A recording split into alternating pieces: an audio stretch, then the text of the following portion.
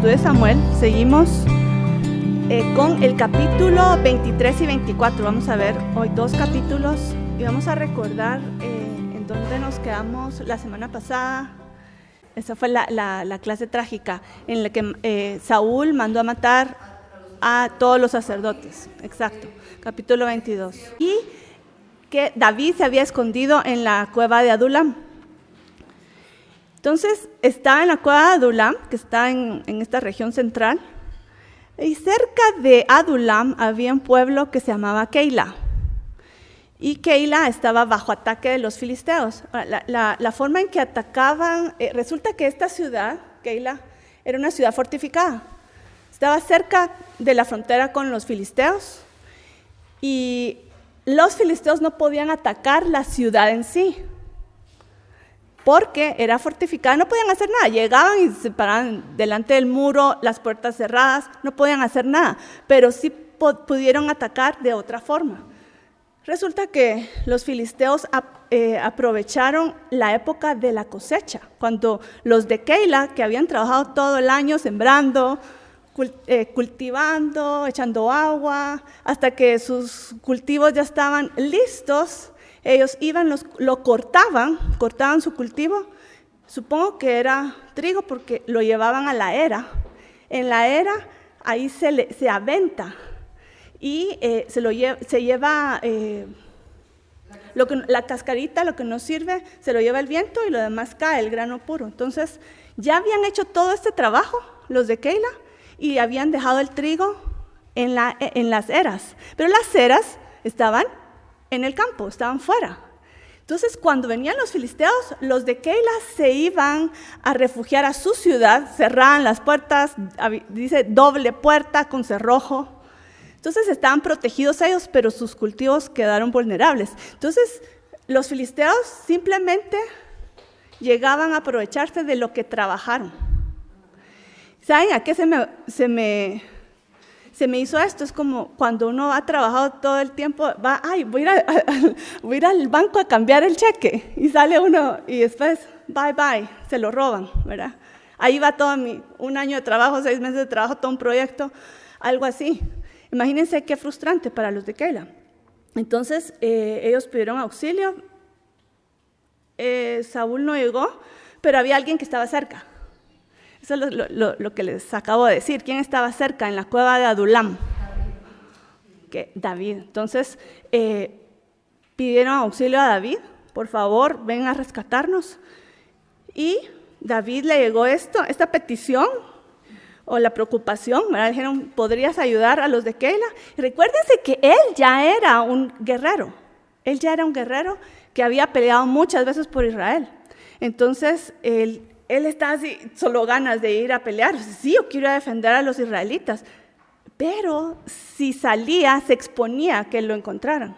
Entonces, ¿será que va a salir o no va a salir? Y hizo lo que toda persona sabia hace, ¿verdad? Lo ven de rodillas, consultó al Señor. Y entonces él le dijo, Señor, iré a atacar a los filisteos. Es bueno que yo haga esto, aunque me exponga a que Saúl se entere dónde estoy y venga por mí. ¿Y cuál fue la respuesta del Señor?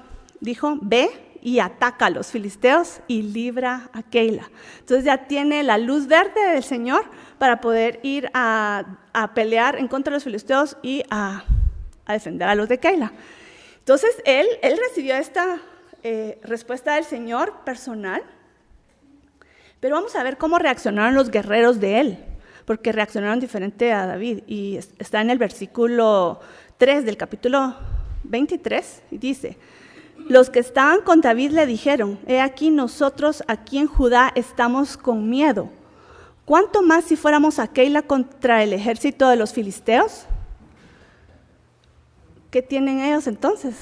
Miedo. Ok, y aquí quiero hacer un pequeño paréntesis y que vayamos a ver las leyes de guerra de la palabra. En Deuteronomio habla acerca de las leyes de la guerra. Y van a ver en el primer versículo por qué los voy a llevar ahí. Porque no es bueno pelear cuando no tiene miedo. Y la misma palabra lo dice, son las leyes de la guerra, cuando tienes miedo no peleas. O si tienes miedo, ubícate en el universo y reconoce que hay un Dios todopoderoso, ¿verdad?, que te va a defender. Y entonces vamos a Deuteronomio 20, y ahí están las leyes de la guerra. Y dice: cuando salgas a la batalla contra tus enemigos, y ahí describe cuando aunque sea que el ejército es numeroso, aunque tengan carros y caballos. Recuérdense que los carros y los caballos no los tenían los israelitas en su ejército.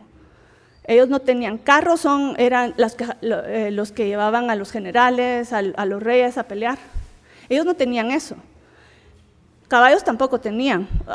Después tuvieron, vamos a verlo en la historia de Israel, pero su confianza no podía estar puesta en su ejército, porque el ejército, y sobre todo el ejército filisteo, era superior. Ellos tenían carros, tenían caballos. Es como que uno solo tiene unos pistolas y los otros tienen unas ametralletas y unos tanques, aviones, jets, ¿verdad? Y uno, solo tengo una pistolita. O sea, era así, pero el Señor dijo: no pongas tu confianza en carros ni caballos. Entonces, aquí está diciendo: cuando salgas a la batalla contra tus enemigos y el enemigo sea numeroso y el enemigo tenga carros y caballos que tú no tienes, al Señor dice: no importa, no tengas temor de ellos. O sea, es el mensaje: no tengas temor de ellos. ¿Y por qué?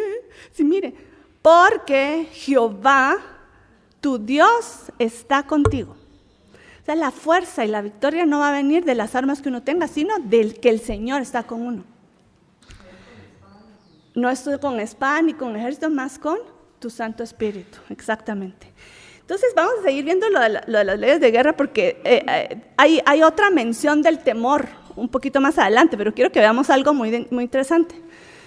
Dice, cuando se van a acercar a la batalla, dice: no tengan miedo. Esa es la primera ordenanza de Dios con respecto a su ejército. Cuando ustedes vayan a la guerra, no tengan miedo, porque Dios está con ustedes. Punto número 1. Punto número 2, la siguiente instrucción es algo que tiene que hacer el sacerdote.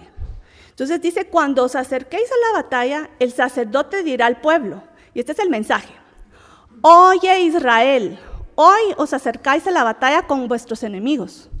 No desmaye vuestro corazón, no temáis ni os alarméis, ni os atemoricéis delante de ellos, porque Jehová va con vosotros para pelear por vosotros.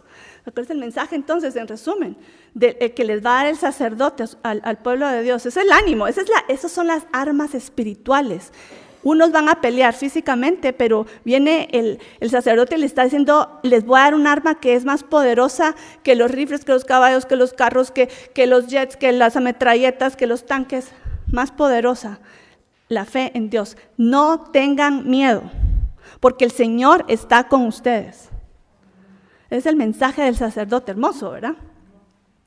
Entonces, ¿pero qué pasa si aún así hay gente que tiene miedo? Bueno, pues el Señor instruye que antes de mandar a la guerra, pregunten ciertas preguntas, y van a ver cuáles son estas preguntas. Lo voy a hacer así rapidito, porque las primeras tienen que ver tanto con miedo como distractores, ¿verdad? Dice, bueno, pregunta en el ejército: ¿quién ha edificado una casa nueva y no la ha estrenado? ¿Por qué está preguntando eso? ¿Saben por qué? Las siguientes preguntas que vamos a ver van a ser distractores. O sea, si uno no tiene la mente, si uno va a la guerra y no tiene la mente en la guerra, uno está: ¡ay, mi casa! ¡Ay, cómo habrá quedado! ¡Ay, cuándo la voy a...! Ya, perdiste porque ya estás distraído. Entonces tiene uno que estar enfocado en lo que está haciendo. Pero cuando alguien ha edificado una casa nueva y no la ha estrenado, distractor. Entonces, ¿qué dice el Señor que haga uno con esta persona? Que salga y regrese a su casa. Váyase. Regrese a su casa. Váyase. Ese es el mensaje. Muy interesante, ¿verdad? Dice: salga y regrese a su casa, no sea que muera en la batalla y otro la estrene, porque va a estar distraído. Ok. Segunda pregunta: ¿quién ha plantado una viña y no ha tomado aún de su fruto? También otro distractor. Pero si acabo de plantar, ay, ¿cómo estarán mis uvas? Ay, ¿será que mi primo me las va a cortar? Mi sobrina, ¿será que las va a cortar? ¿Será que ya las está machacando? Es que ya es tiempo de... ay, distractor. No. Si tú estás así, la misma respuesta. Y se las voy a leer completa. Pero el resumen es que salga y regrese a su casa. Que salga del ejército y regrese a su casa. Y miren lo que dice. Que salga y regrese a su casa, no sea que muera en la batalla y otro goce de su fruto. La siguiente pregunta. ¿Quién está comprometido con una mujer y no se ha casado? Está enamorado, ¿verdad? Entonces su cabeza la tiene por otro lado, ya nos comprometimos, ya estamos en las últimas, yo estoy esperando regresar y ya nos casamos. No tiene la cabeza puesta en la guerra. ¿Cuál es la instrucción? Dice que salga y regrese a su casa, no sea que muera en la batalla y otro se case con ella. Eso es interesante. Ahora, falta una pregunta. Esa es la última, esa es la que va más conectada con el tema, pero les quería contar eso porque dígame si no es impresionante, ¿verdad? Es muy interesante. Ok, ¿quién es hombre medroso y de corazón apocado? Cobarde, miedoso. No sirve para la guerra, no sirve. Y aquí vamos a leer la respuesta. Dice, que salga y regrese a su casa, para que no haga desfallecer el corazón de sus hermanos como desfallece el corazón suyo. Aquí estoy leyendo algo entre líneas. ¿El miedo es contagioso o no? Así como que se pasa el catarro. ¿Qué hace uno si alguien está como que tiene una situación viral, una enfermedad? ¿Qué hace uno? Ay, ¿sabes qué? Mejor apártate, restáurate, pero no contamines a los demás. ¿O no hacemos eso? ¿O no hacemos eso? Okay. Esto es algo así, pero una enfermedad espiritual que transmite miedo a los demás. Entonces, si tú tienes miedo, no vayas a la guerra.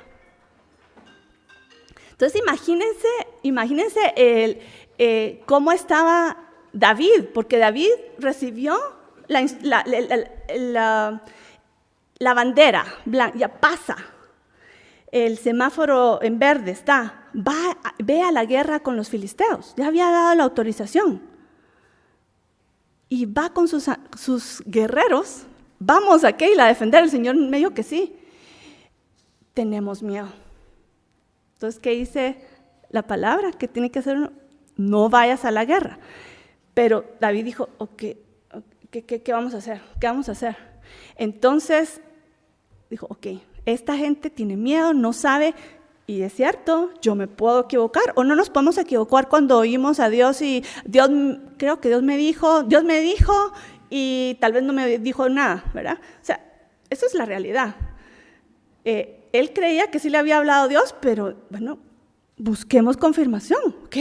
Esta gente necesita ser fortalecida su fe, no está creyendo, tiene miedo de lo que les estoy diciendo, nos vamos a exponer a que Saúl nos vea. Yo tengo que volver a buscar a Dios. Y a David fue a buscar confirmación con el Señor. Y en el versículo 4 dice, entonces David volvió a consultar a Jehová. ¿Y qué le dijo Jehová? Levántate, desciende a Keila, pues yo entregaré en tus manos a los filisteos. Ahí se fortaleció el corazón de sus guerreros. Entonces dijeron, sí, Dios habló, ya fue confirmado, vamos a la guerra, porque el Señor está con nosotros. Entonces liberaron a la ciudad de Keila y cabal, pasó como ellos habían temido. Saúl se enteró y dijo, vamos a ir a perseguir a David. Interesante que Saúl salió a perseguir a David, pero no salió a defender a Keila. ¿No les parece interesante? Interesante otra palabra, ¿verdad? Y dijo Saúl, imagínense, hasta usa el nombre de Dios, ¿verdad? Dios lo ha entregado en mi mano, pues se ha encerrado entre la ciudad con puertas y cerraduras. Ahí cabal habla de Keila como una ciudad fortificada. Entonces dijo, lo tengo atrapado, dijo el Saúl. Y después dice, Saúl convocó a todo el pueblo a la batalla para poner sitio a David. Todo el pueblo, levantó a todo el pueblo a defender Keila. No. Pero sí para perseguir, era su obsesión, para perseguir a David.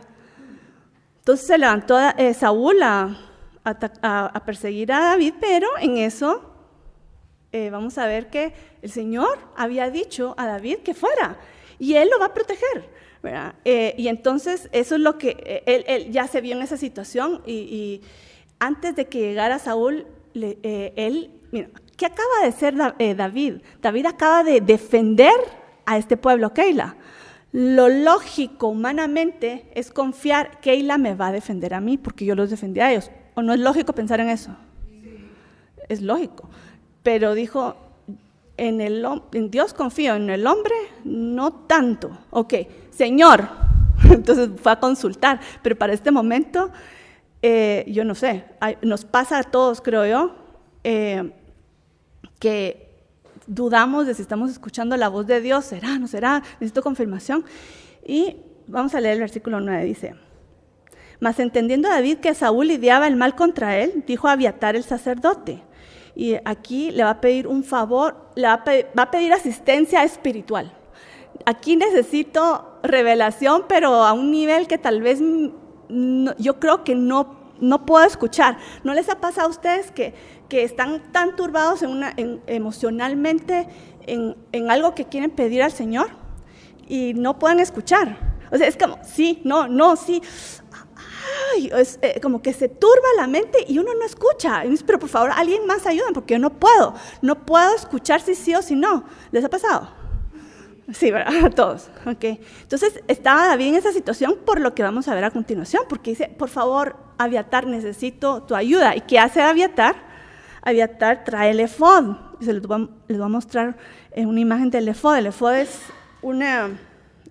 como un delantal que usaba el sumo sacerdote y sobre el cual estaban las piedras, las 12 piedras que representaban a las 12 tribus de Israel. Y esa era una pieza especial que solo el sumo sacerdote llevaba. Ahora, ¿qué estaba haciendo Abiatar con este traje, este efod? ¿Alguien se recuerda? Mataron a todos los sacerdotes. Muy bien. Salió bien, seguramente.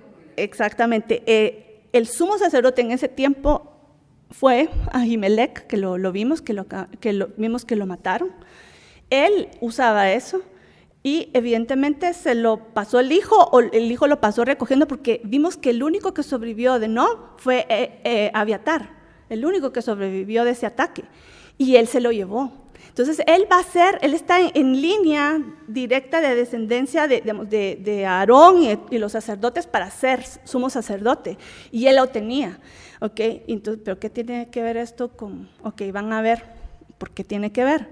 Y antes de leer lo que dice en 1 Samuel 23, vamos a ir a Éxodo 28, porque ahí explica qué es el efod y cómo se usaba para consultar a Dios. ¿Okay? Suena extraño, yo sé, pero hay una razón. Okay. El efod es el delantal completo de tela, pero enfrente tiene esta lámina de oro con las 12 piedras. Esta pieza de oro con las piedras se llama pectoral. Va junto, pero tienen nombres separados. Está el efod, lo de tela, que era de todos los colores del tabernáculo, y encima se le ponía y se le amarraba con pititas de oro al delantal, se le amarraba este pectoral. Entre el pectoral y el delantal, el efod, había eres el labio. Entre el pectoral y el efod había una bolsita, y esa bolsita, ¿para qué servía? Se metían dentro de la bolsita 2 piedras. Ahora, ahorita vamos a eso. El pectoral en Éxodo 28, no vamos a leer todo, o sea, yo les invito que si ustedes no saben mucho del efod y el pectoral, vayan a Éxodo 28, en todo ese capítulo lo describe. Pero ahorita nos vamos a ir más por las piedras, porque ahí es lo que van a usar ahorita, David y Abiatar. ¿Cómo se llamaba el pectoral?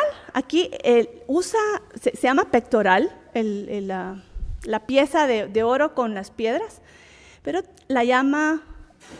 usa un nombre interesante, dice pectoral del juicio, y eso me llamó la atención. Esa palabra es juicio, es cuando alguien les dice hay que tener juicio. ¿Qué quiere decir eso?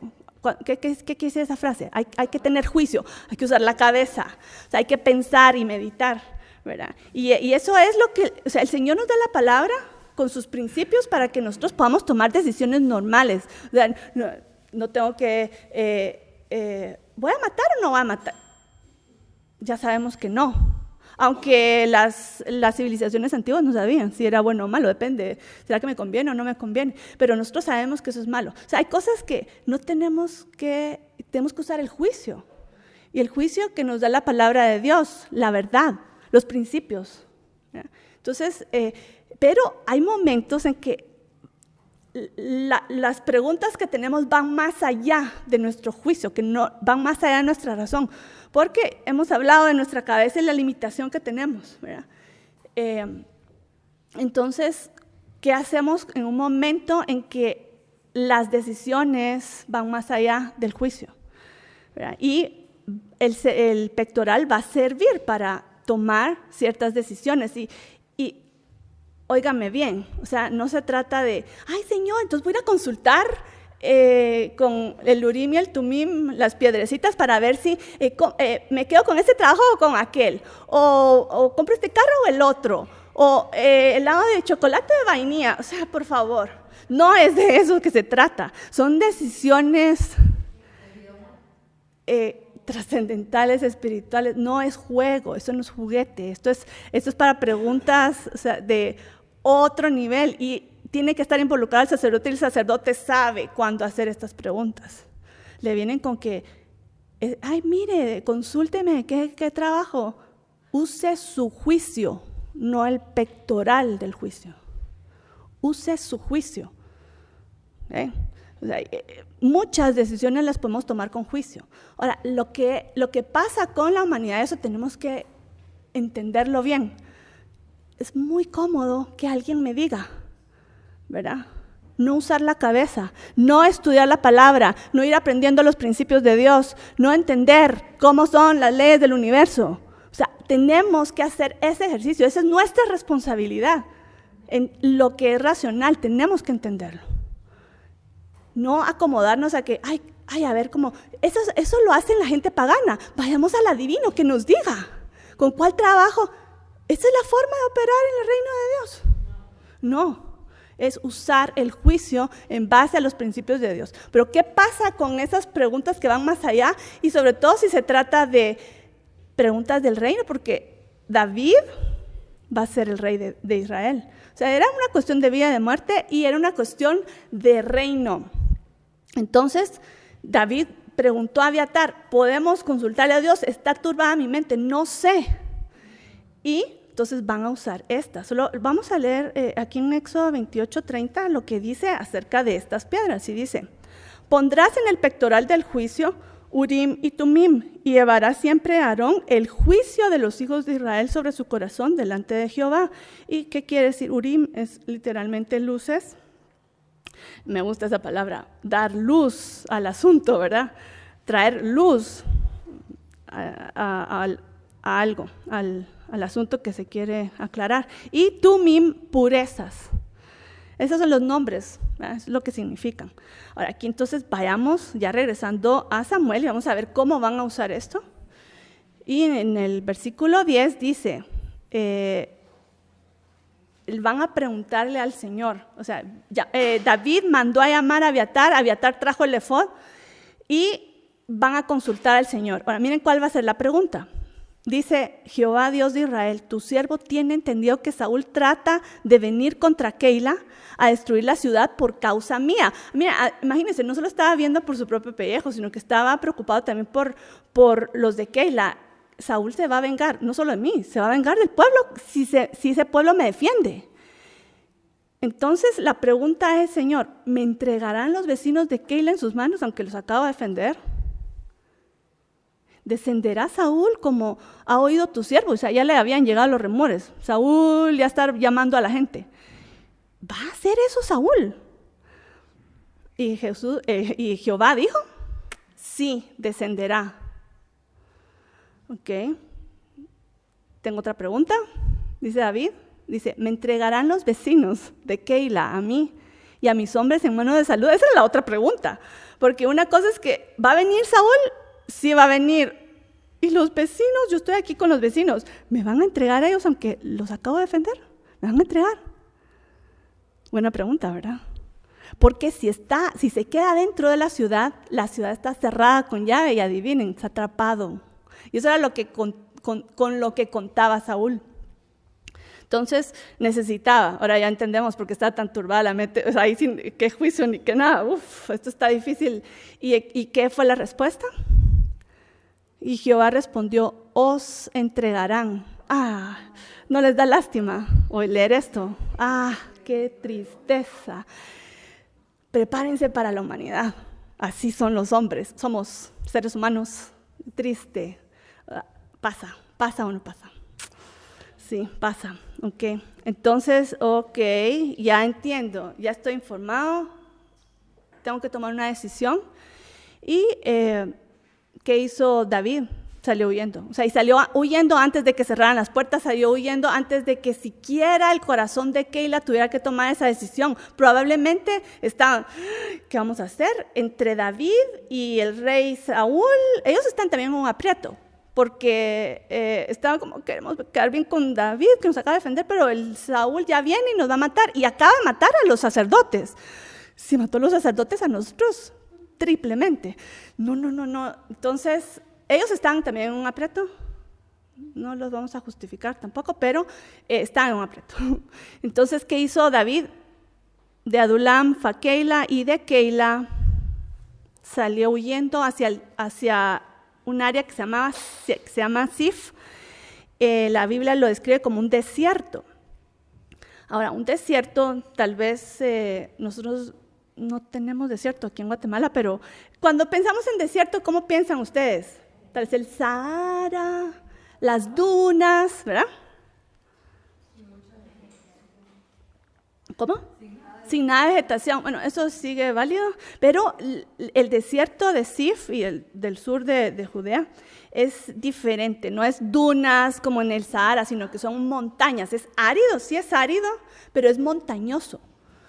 Se los pongo porque de verdad yo antes pensaba que eran dunas, ¿verdad? Uno dice, el desierto de cuando cruzaron los israelitas, el desierto o el desierto del sur, pero no es así, sino que son montañas. Montañas, y ahí en esas montañas hay muchos recovecos y muchas cuevas, entonces es perfecto para esconderse.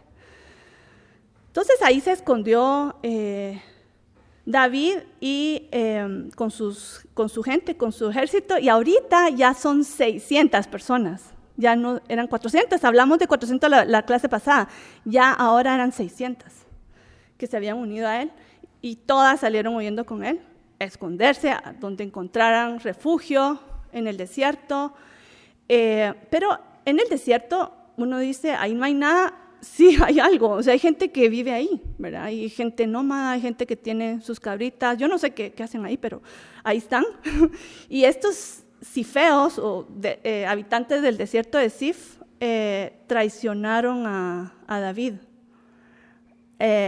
Lo delataron, fueron con Saúl y le dijeron, aquí está tu enemigo.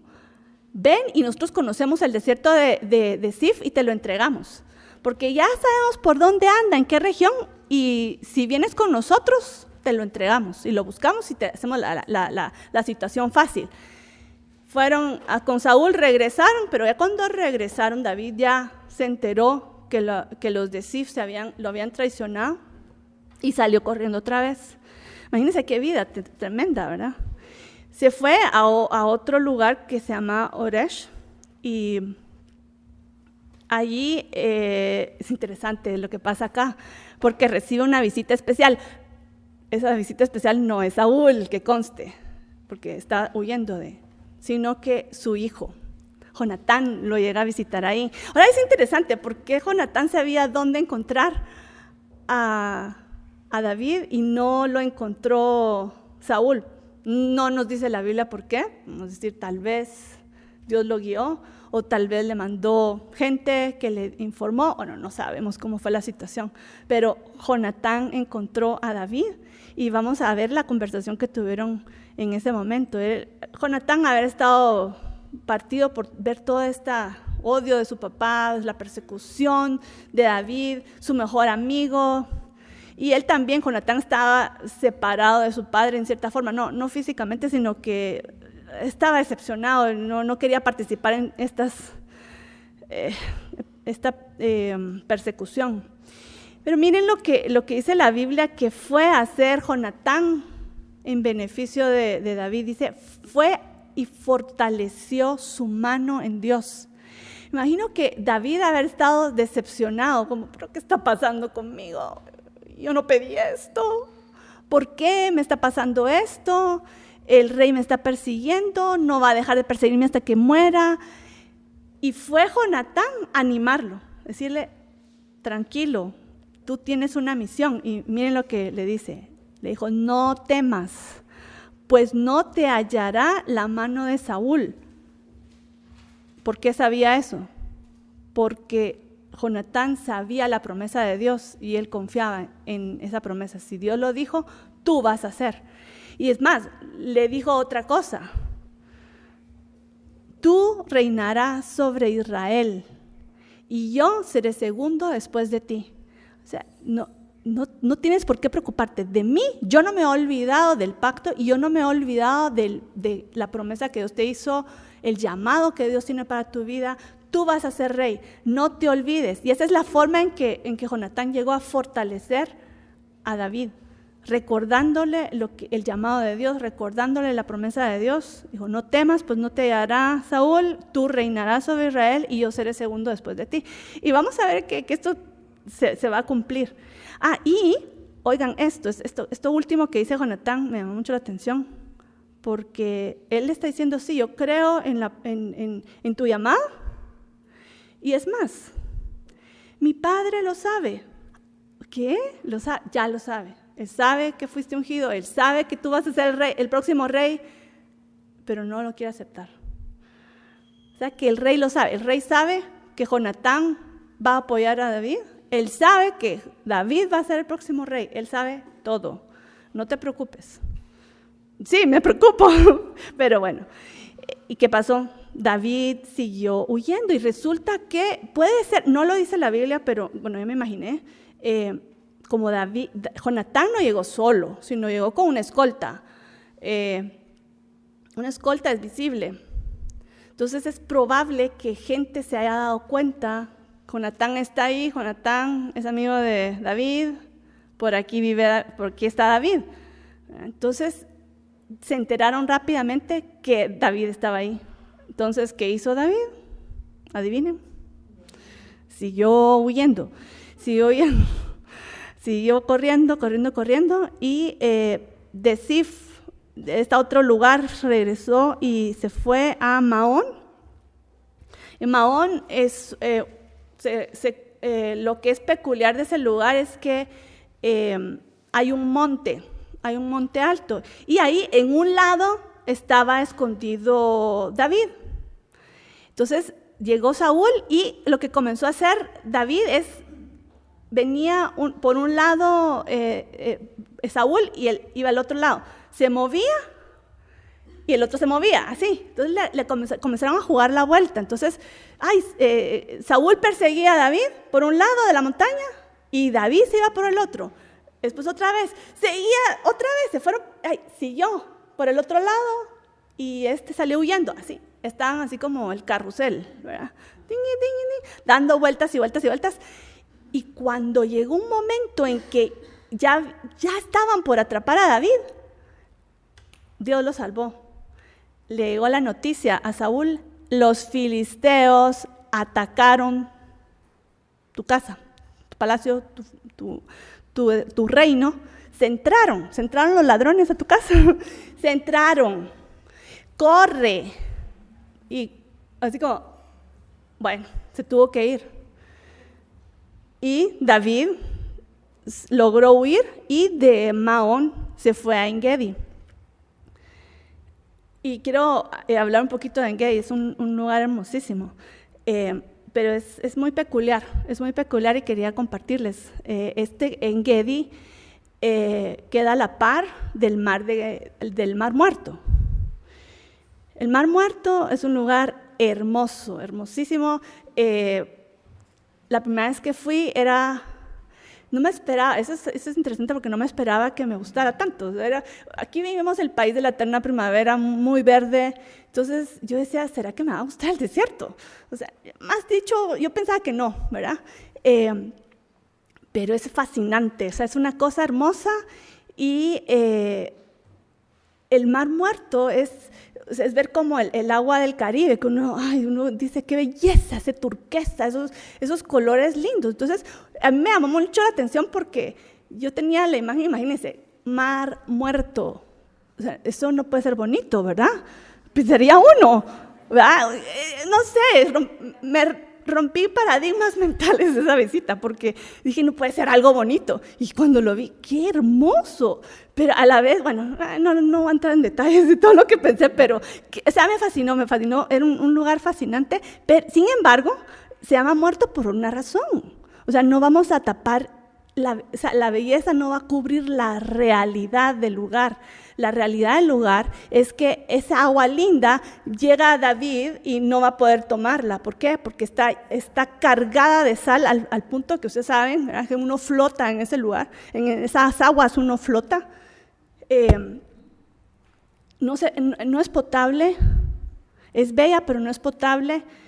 No hay animales, no hay peces que uno pueda pescar y comer, no hay nada. Y en las orillas no hay nada. Si tienen suerte, una que otra palmera por aquí, por allá, no hay nada. Y a la par del Mar Muerto, montañas hermosas, rojizas, o sea, es bello, pero es muerto, por eso se llama Muerto. Entonces, ¿qué iba a hacer ahí? ¿Cómo iba a sobrevivir David en ese lugar tan inhóspito? Pues hay un lugarcito en el Mar Muerto, que es el milagro, el Mar Muerto, es lindo. Si ven la imagen, está el mar, le hace mar, deben leer como lago, ¿verdad? El lago es salado y están montañas, rodeado de montañas altas, rocosas, escabrosas. Pero ahí en medio del Mar Muerto más o menos, hay un cañón que entra, que viene de la planicie de arriba y cae, y ahí resulta que uno comienza a ver algo verde. O sea, si ustedes cuando vayan, porque los invito a que vayan a Israel, cuando vayan, ustedes van a ver, bajan de Jerusalén y millas y millas y millas, kilómetros de rocas, desierto, Mar Muerto, roca, desierto, o sea, no hay nada. Hasta que de repente, aquí hay muchas palmas. Bueno, ahorita ya hay cultivos por las maravillas avanzadas de Israel, pero es desierto, tierra desértica, árida, y de repente uno comienza a ver, y aquí hay verde. ¿Qué es esto? Eso es En Gedi, eso se llama En Gedi. Entonces ahí va a ser donde va a ir, ahorita les voy a mostrar una foto, solo quiero leerles antes Salmo 57, porque en este punto David estaba siendo perseguido por Saúl, va a encontrar refugio acá, y se recuerdan que hemos hablado que la historia de Samuel va conectada con los salmos, porque David va cantando acerca de lo que le está pasando. Entonces, este salmo se cree que es de este momento porque lo describe como cuando estaba en la cueva y cuando huía de Saúl. Y aquí vamos a encontrar una cueva, pero ¿podría ser la cueva de Adulam? Tal vez sí. Pero también podría ser esta cueva, por lo que va a pasar. Y les voy a leer solo unos versículos. Si les interesa, lean todos. Es probablemente en este momento que pasó, y dice, miren, oigan, dicen, ten piedad de mí, oh Dios, porque en ti se refugia mi alma, en la sombra de tus alas me ampararé hasta que la destrucción pase. Que esa es la cueva, como unas alas protegiéndolo. Y clamaré al Dios Altísimo, al Dios que todo lo hace por mí. Él enviará desde los cielos y me salvará. Él reprocha al que me pisotea. ¿Quién es el que le está pisoteando? Saúl, ¿va? Pero él lo va a reprochar. Y miren lo que dice: han tendido una red para mis pasos, mi alma está abatida. Pobre. Y han cavado una fosa delante de mí, pero ellos mismos han caído en medio de ella. Interesante. Ellos están haciendo la fosa para que yo caiga y ellos van a caer ahí. Esa imagen la usa David en varias ocasiones. Muy interesante. Entonces, ¿qué hizo David? David fue al único lugar lógico donde ir a refugiarse en el Mar Muerto, que era En Gedi. Y resulta que ahí también lo persiguió Saúl. Dice, cuando Saúl volvió de perseguir a los filisteos, o sea, ya terminó con el asunto de los filisteos, ¿cuál era la obsesión de Saúl? Tengo que atrapar a David. Entonces regresa otra vez y comienza a preguntar a la gente, ¿dónde está? ¿Dónde está? Y entonces dice, le dieron aviso, diciendo, he aquí David está en el desierto de Engadi. Engadi se dice en español. Okay. Por las cumbres de los peñascos de las cabras monteses. Y esto no es casualidad. En-gedi, en hebreo quiere decir fuente de agua, y Gedi es cabrito. Y bueno, ¿por qué se llama así? Ahí se reúnen muchos cabritos. Como es ustedes vieron una foto en una parte del Mar Muerto, es árido, y entonces ¿dónde van a ir los cabritos? Van a buscar el agua, y en el agua va a haber vegetación. Entonces ahí se junta, ahí van los pastores, sus rebaños, los cabritos salvajes van a beber ahí. Entonces hay muchos cabritos, y ahí fue donde fue a buscar Saúl a David, y ahí estaba. Ahora, resulta que cuando llegó, la Biblia no esconde cosas cuando tiene que, pues resulta, les voy a contar, resulta que tenía ganas de ir al baño. Ok, Saúl, tengo que ir al baño. Ahora, él estaba con guardaespaldas, recordemos, ¿verdad? Él estaba con guardaespaldas. Ahora, los guardaespaldas, ¿será que lo van a acompañar al baño? No creo, ¿verdad? Bueno, pues resulta que él dijo, bueno, me esperan acá, voy al baño, ahorita regreso, ¿verdad? Y se fue a la cueva. Ahora adivinen quién estaba dentro de la cueva, ¿verdad? ¡Wow! David, no, y había muchas cuevas, déjenme decirles, hay muchas cuevas. Él fue precisamente donde estaba David, o sea, precisamente. Y David es como, oh, wow. Ahora, recuérdense, yo no sé si ustedes han estado, no piensen eso.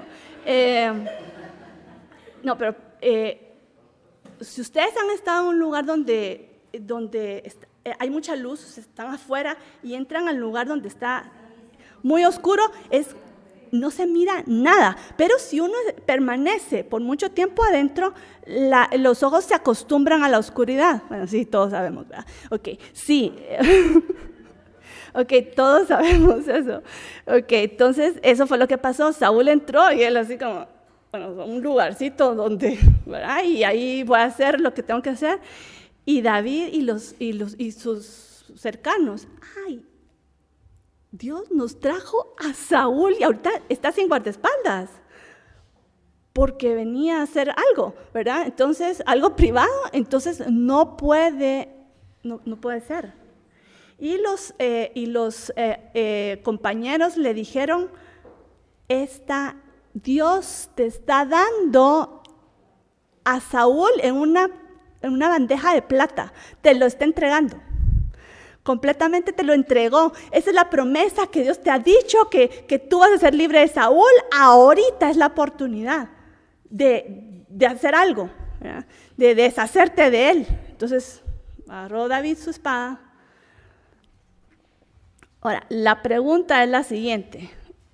Y si saben la historia, saben por dónde va, ¿verdad? Pero, ¿esta era una oportunidad dada por Dios o una prueba de Dios para David?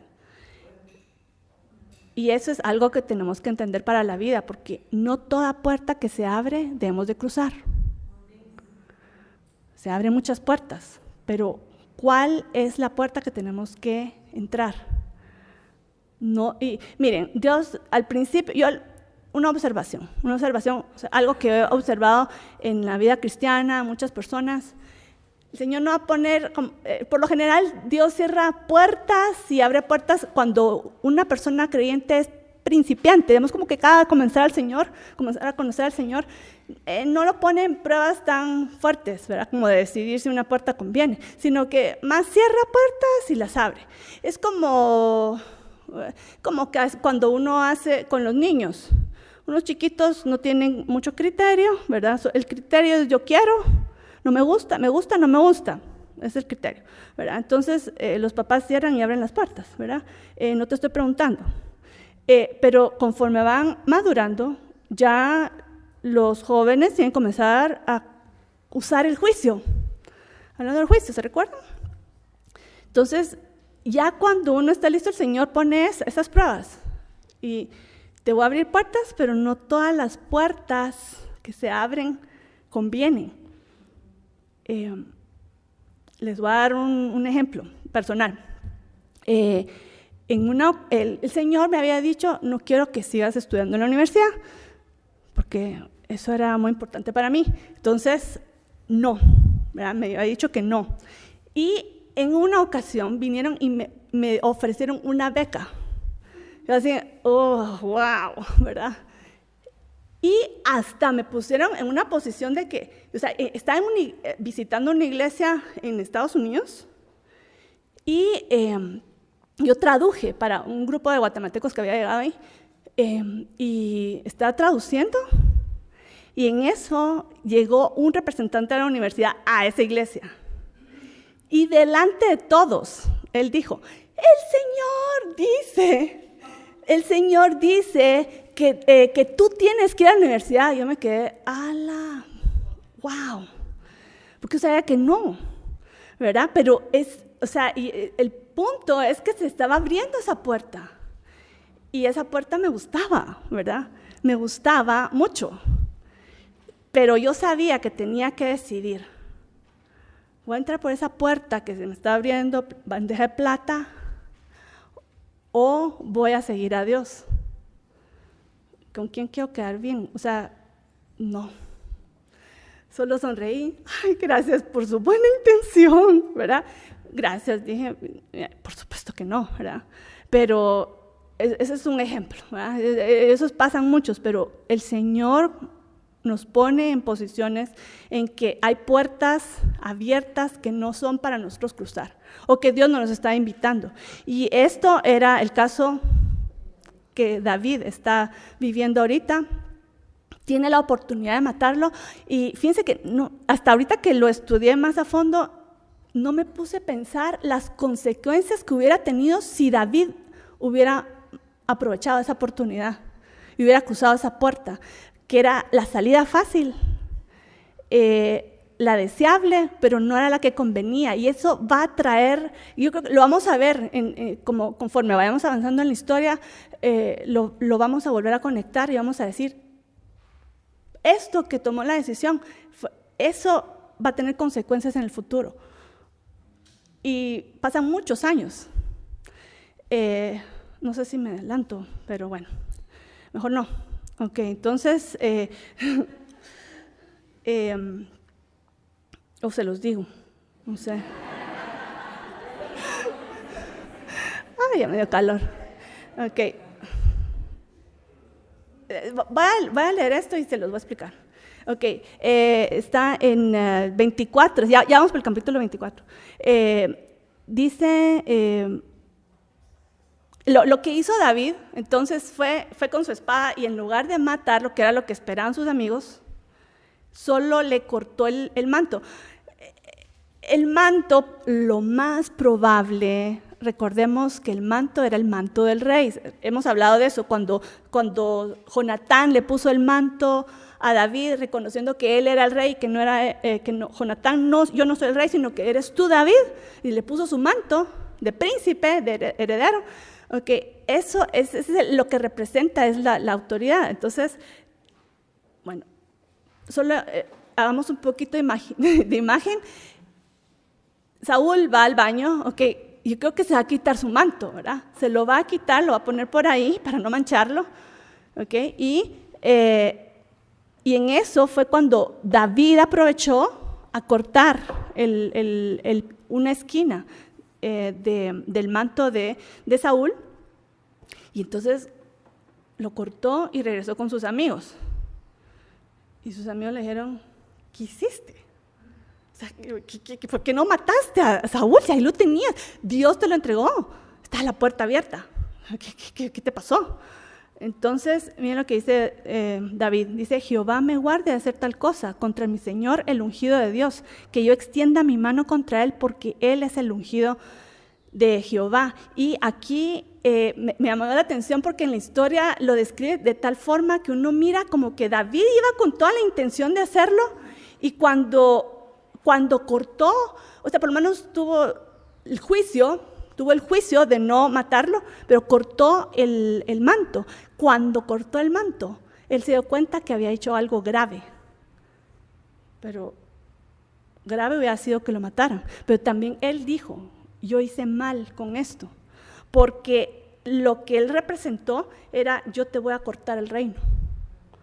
Entonces David entendió que él no debe cortar el reino. Dios lo ungió a Saúl, aunque no nos guste, aunque sea desviado, pero Dios es quien lo tiene que quitar, no el hombre. Y eso fue la reacción de David, por eso reaccionó. Entonces los otros están, pero si no lo matas tú, lo mato yo, y dice, David no les permitió que se levantase contra Saúl. Él vio más allá, él cuando le cortó dijo, ¿qué hice? O sea, yo no puedo cortar esto. Simbólicamente, yo no puedo cortar el reino de Saúl, no tiene que estar en mis manos. Eso lo tiene que hacer Dios. Y así pasó. ¿Okay? Entonces los otros están muy hasta enojados, me imagino, pero él está siendo muy sabio. Él recibió una gran revelación en ese momento, que no es el hombre el que tiene que cortar. Y ese espíritu de anarquía, botagobiernos, o sea, lo hemos estado oyendo mucho últimamente, ¿verdad? No tiene que ser el hombre el que haga eso. Dios puso, Dios quita. Ese es el orden. Entonces, Saúl se fue, salió de la cueva, y David dijo, ok, le corté esto, pero tengo que salir y voy a dar la cara con Saúl para decirle, no es mi intención hacer nada, o sea, mira lo que yo pude hacer, yo pude haberte matado y no lo hice, no es mi intención hacerlo, lo tuve en mis manos, no lo hice y no lo voy a hacer, tengo este entendimiento. Entonces, leamos la conversación porque es muy interesante. David dice, mira, Padre mío, y lo tratan como padre. Dice, mira, Padre mío, mira la orilla de tu manto en mi mano, y no te maté. Conoce pues y ve que no hay mal ni traición en mi mano, ni he pecado contra ti. Sin embargo, tú andas a casa de mi vida para quitármela. Se quedó, wow. Y miren lo que dice a continuación, eso me dio hasta escalofrío. Dice, David casi invoca a Dios como juez. Eso es lo que tenemos que hacer, ¿verdad?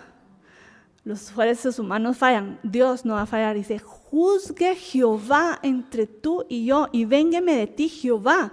Imagínense qué está diciendo, ¿verdad? Todavía se puede arrepentir Saúl, ¿verdad? Y vamos a ver qué hace. Ok, véngueme de ti Jehová, pero mi mano no será contra ti. O sea, si tú quieres fallar, tú vas a fallar. Yo no voy a fallar delante de Dios. Y dice, ¿tras quién ha salido? ¿Tras quién ha salido el rey de Israel? ¿A quién persigues? ¿A un perro muerto? ¿A una pulga? O sea, ¿quién soy yo? ¿Quién soy yo?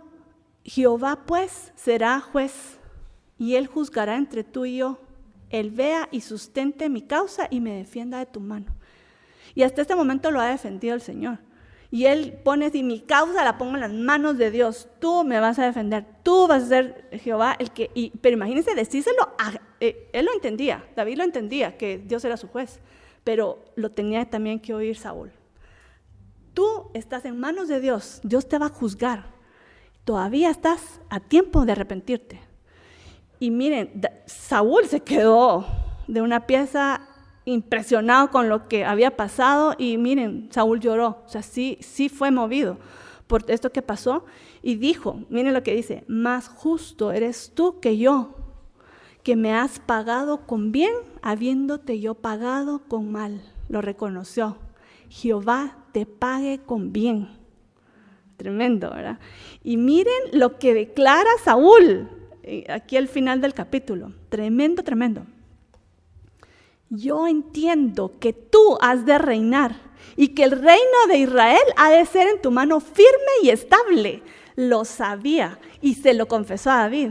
Y David había quedado, wow, o sea, lo confesó, lo reconoció. Y como lo reconoció y sabe que va a pasar, no quiere, pero va a pasar, miren lo que le pide misericordia a David. Cuando tú seas rey, ahora júrame por Jehová que no destruirás mi descendencia ni borrarás mi nombre de la casa de mi padre. Esta confesión fue tremenda porque reconoció que David iba a ser rey y al reconocerlo, dijo, ten misericordia con mi descendencia y mi nombre. O sea, todavía se atreve a pedirle, ¿verdad? Pero es tremendo este reconocimiento de Saúl. Ahora, ¿qué pasó después de esto? Lo vamos a seguir viendo en los próximos capítulos. Ya no quedan muchos de este primera de Samuel. Pero David se quedó en las cuevas. O sea, no van a creer que regresó a Gibea, ¿no? Ahí se quedó. Y Saúl regresó a su casa. Al palacio, no sé si tenía palacio, pero regresó a su lugar. Y la historia va a seguir corriendo. Y vamos a ver otras aventuras antes de que llegue el fin. Pero esto es tremendo, estas lecciones y estas declaraciones, poner a Dios como juez. Aquí nos vamos a quedar en esta ocasión y la próxima vamos a ver el capítulo 25 y 26.